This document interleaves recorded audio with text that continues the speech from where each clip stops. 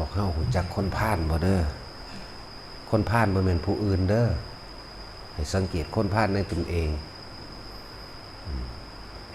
พาลพ่ออาล่อเรือแปลว่าหาเรื่องแปลว่าหาเรื่องผู้นั้นหาเรื่องผู้นี้บ่ฮู้จักอันใดเป็นโทษอันใดเป็นประโยชน์เลยเที่ยวแต่หาเรื่องพาลอันนึงคือพ่อสำเภาสระอาล่อเรือแปลว่าภาระเกี่ยวกันนี่ต้องแยกเป็นภาษาไทยไม่ฟังที่จริงแล้วคำว่าคนพาลตัวเดียวกันนั่นแหละคนที่ไม่รู้จักอะไรเป็นโทษอะไรจักเป็นประโยชน์เป็นคนที่ชอบหาเรื่องบุคคลผู้อื่นแล้วนำเรื่องต่างๆเข้ามาเป็นภาระแห่งตนแหละคนพาลเป็นจังซั่นสังเกตคนพาลในตนเองคนพาลในตนเองเป็นจังไดเวลาเห็นเขาให้ทานหยังก็สร้างบ่ยินดีบ่มีโมทนาบ่รวมอยากมีส่วนแห่งบุญกับเขาแห่งความให้ทานกับเขาอิจฉาริษยาเขาเวลาเขาให้ทานก็บ่โมทนาทานกับเขาอุ้ยมันเฮ็ดเอาหน้าดอกมันเฮ็ดไปเพราะสำนั่นล่ะนี่คือคนพาลอีนี่มันเฮ็ดจังสั่นมันเฮ็ดจังสี่เป็นแบบนั้นมันเป็นแบบนี้นี่เรียกว่าพาลหาเรื่องใส่ตัวเองนั่นแหละมันเลยเป็นภาระแห่งตนจึงเรียกว่าคนพาลเห็นเขาได้ดีกว่าโตบัดนี้เห็นเขาได้รับรางวัลนั่นแล้วว่าบางวันนี้หรือต่างๆที่รับแม้กระทั่งความสรรเสริญเยินย่อจังสิกับพาลคือกัน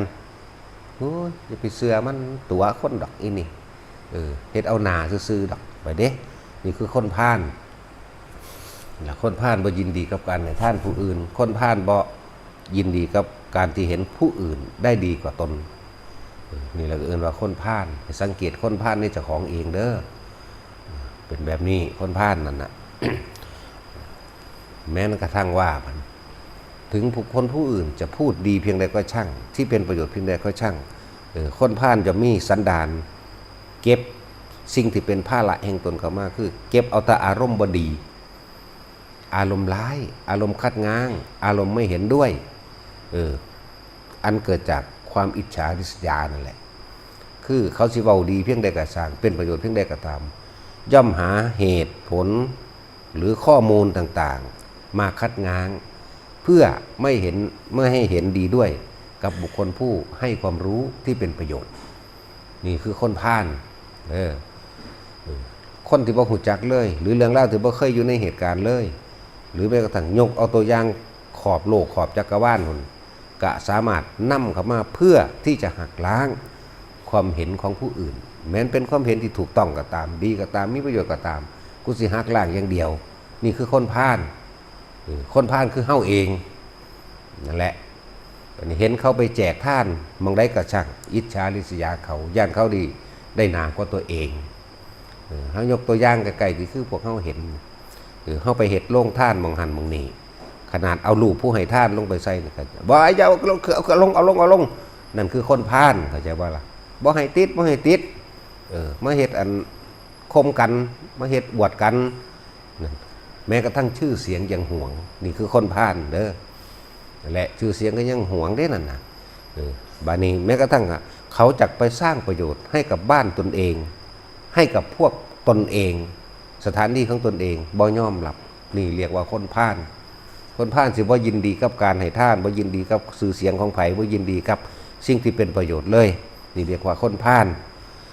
คำว่าประโยชน์นี่เป็นประโยชน์ส่วนร่วมประโยชน์ของผู้อื่นคนพาลสิหักล้างตลอดเลยสังเกตเบื้องโลดถ้าเป็นคนแบบนั้นแหละให้หลีกออกเสียให้ลบออกให้หลีกออกอย่าคบอย่าไปคบเด้เพราะกับคบกับบุคคลเช่นไรเขาจะค่อยๆซึมซาบเอ็นเอียงแล้วจะกลายเป็นดังบุคคลเช่นนั้นคบคนเห็นแก่ตัวก็จะกลายเป็นคนเห็นแก่ตัวและให้คบนักปราชญ์บัณฑิตให้คบนักปราชญ์บัณฑิตมักให้ท่านและสรรเสริญท่านของบุคคลผู้อื่นนี่คือนักปราชญ์บัณฑิตมักให้ท่านโดยประวังสิ่งใดตอบแทนและก็สรรเสริญท่านของบุคคลผู้อื่นไปพร้อมนี่เลยเรียกว่ายินดีในการให้ทานของบุคคลผู้อื่น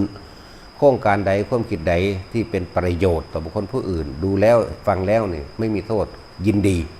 นี่คือนักปราชญ์บัณฑิตเฮาก็สิได้ค่อยๆซึมซาบเอาอุปนิสัยนิสัยวาสนากับนักปราชญ์บัณฑิตจนถึงว่ามันเป็นบารมีสามารถที่สิทำอย่างก็ได้สำเร็จ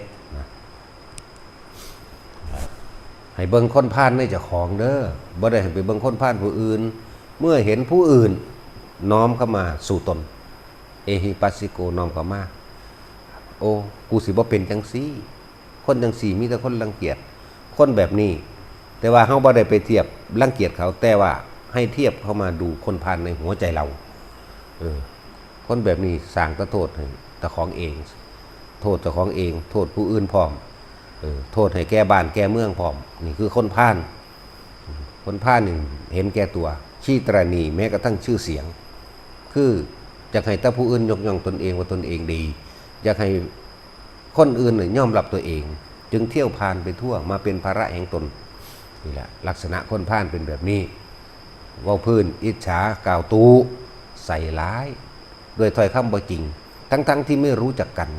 บ่เคยคุกคีกันแม้แต่เพียงชั่ววินาทีเดียวบ่เคยมีแต่คนพาลสามารถที่สินำเรื่องร้ายๆเข้ามาประกอบด้วยหยิบยกเอาจากการได้ยินได้ฟังจากสื่อข่าวต่างๆแหล่งต่างๆหรือจากบุคคลผู้อื่นก็แล้วแต่หยิบยกขึ้นมาเพื่อจะหักล้างคนดีนั่นแหละคือลักษณะคนพาลจะคบเด็ดขาดคนพาลทั้งหลายเหล่านี้ แม้นเห็นบุคคลผู้อื่นให้ทานเนี่ยไม่ยินดีเด้เป็นไปบ่ได้ที่คนพาลจะไปสวรรค์บ่มีทางคนที่ไม่ร่วมยินดีในการให้ทานของบุคคลผู้อื่นเป็นไปบ่ได้เลยที่จะไปสู่สุคติสุคติมีมนุษย์และสวรรค์เป็นต้นมนุษย์และสวรรค์เป็นต้นจะเรียกว่าสุคติล้วนแล้วแต่น้อมจิตใจของเราไปสู่ทุกขติอย่างเดียวเพราะมันจะเก็บเอาเฉพาะอารมณ์ความอิจฉาความริษยาความเห็นแก่ตัวเห็นแก่ได้แก่ตนแม้ชื่อเสียงก็ยังไม่อยากให้ผู้อื่นมีผู้หนาไม่ธรรมดาว่ะนั่นแหละลักษณะคนพาลเด้อมีอบายภูมิเป็นทั้งไปอย่างเดียวล้วน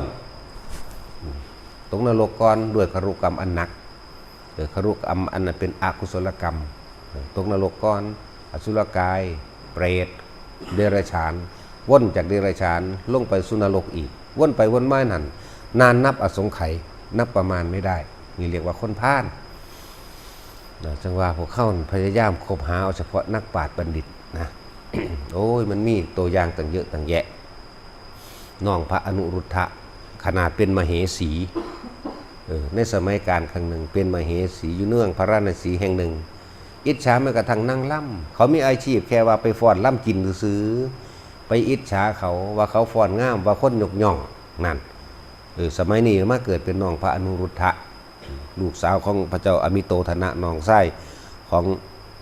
พระใหญ่สุโธธนะนั่นเองน้องพระอนุรุทธะนี่เป็นผู้ยิ่ง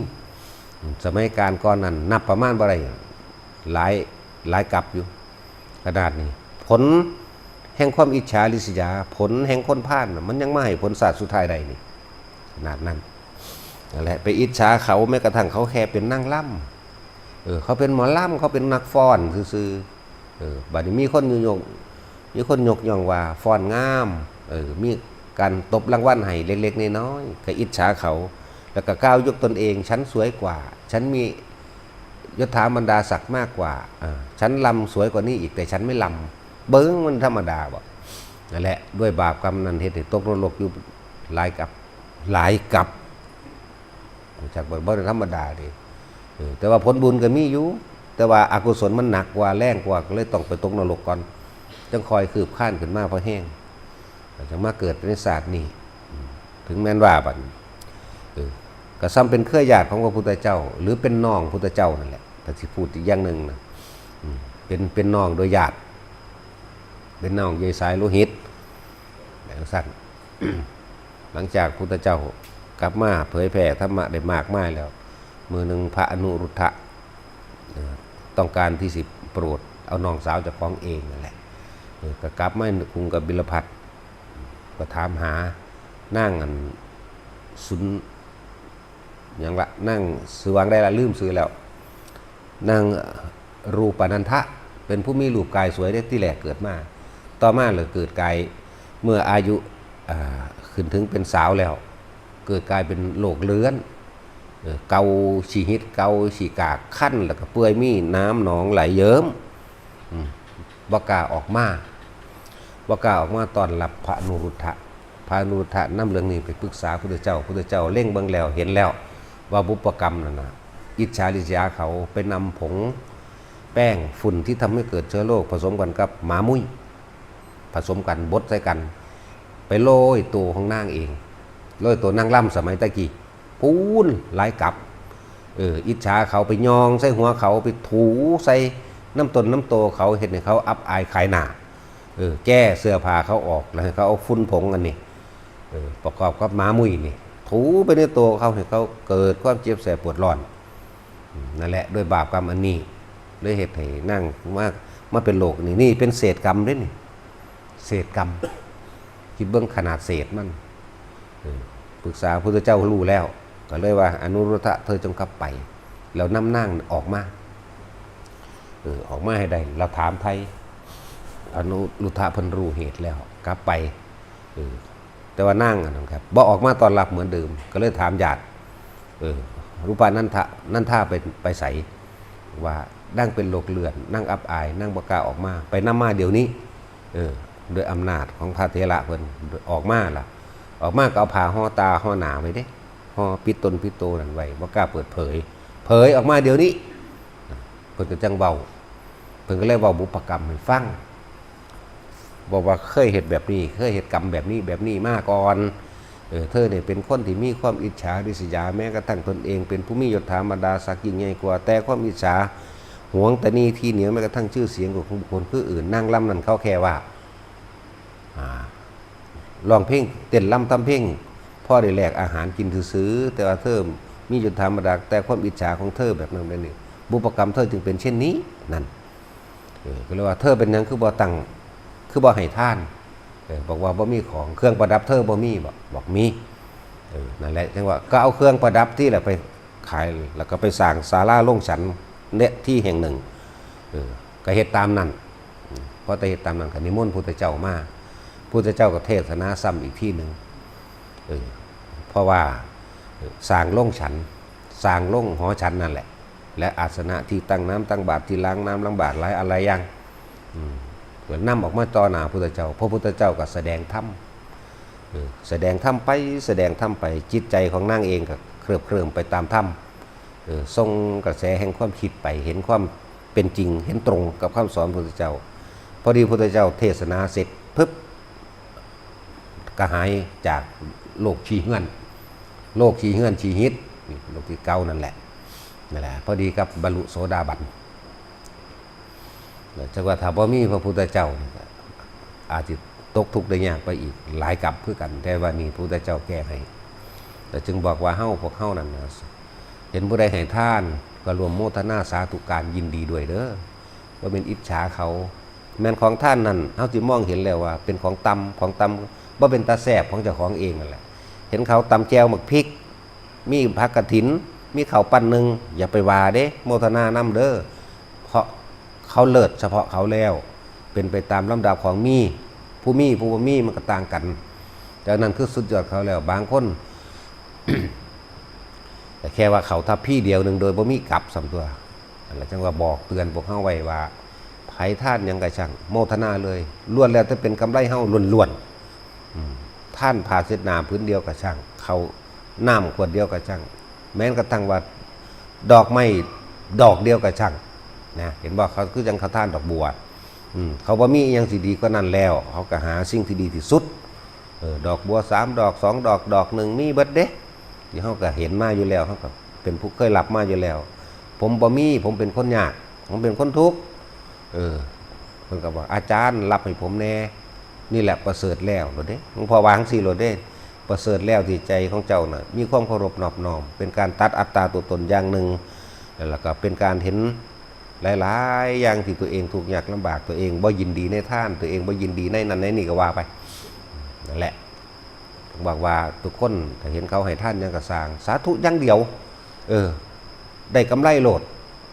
เขาให้ท่านหลายกระสร้างสาธุอย่างเดียวให้ท่านหน่อยก็สาธุอย่างเดียวจะเป็นของต่ำของหยาบของละเอียดของปราณีตเพียงใดกระสร้างสาธุโหลดหรือเข้าเที่ยวไปในสถานที่วัดว่าอารามต่างๆแต่เห็นอันนั้นเห็นอันนี้สูงว่าวัดผู้เพิ่นใหญ่ๆแล้วผู้เพิ่นมีบารมีสูงแล้วมีครบเบิดทุกอย่างล้นเหลืออย่าไปตำหนิเด้สร้างเอียงกระดอกกระเดียดถามตัวเองบัดนี้ของกูมีหรือยัง เข้าใจบ้าล่ะของเขาเจ้าเต็มเบิดอยู่นี่ของกูมีหรือยังนอนี่รู้จักบ้าล่ะบ่แม่นว่าสร้างหยังใหญ่แท้เปลืองนั่นนี่สารพัดเด้โบสถ์ก็สร้างวิหารศาลาหรือของประดับประดาอยู่ในหันก็ตามเจดีย์วิหารที่เขาเจ้าสร้างเจดีย์วิหารใหญ่ๆก็ตามโมทนานำโลดสาธุเด้อขอให้ผู้ข้าเป็นผู้มีส่วนแห่งบุญเนี่ยขอให้ผู้ข้าเป็นมีส่วนแห่งผลบุญกุศลกรรมดีของกับพวกท่านทั้งหลายเหล่านี้นี่เคยเว้าอยู่เด้มาตลอดอยู่เด้ขนาดเฮาเหลียวเห็นวัดซื่อๆนี่มันยังนึกในใจเลยสาธุผู้ข้าเป็นผู้มีส่วนแห่งผลทานบุญกุศลกรรมดีกับทุกท่านต้องนึกแค่นี้นึงได้ล่ะบางที่ปีติเกิดขึ้นวืดมันได้บ่ธรรมดาเด้เป็นมาตลอดแล้วก็เฮ็ดมาตลอดแล้วจังว่าทุกคนนั่นน่ะเบิ่งคนพานในตัวของเองเด้อแม้นสิเห็นคนอื่นพานเข้าใจว่าการกระทำเช่นนั้นเป็นโทษแต่ว่าเฮานำตัวนั้นกลับมาปรับปรุงเปลี่ยนแปลงดัดแปลงตัวของเองกูสิบ่เป็นจังซี่เห็นบ่ล่ะนั่นจึงว่าคำว่าคนพานแปลว่าคนมีภาระมากหาเรื่องแล้วก็เกิดกลายเป็นภาระแห่งตนเรื่องสั้นคนพานมีคติเดียวอบายภูมินั่นละพอ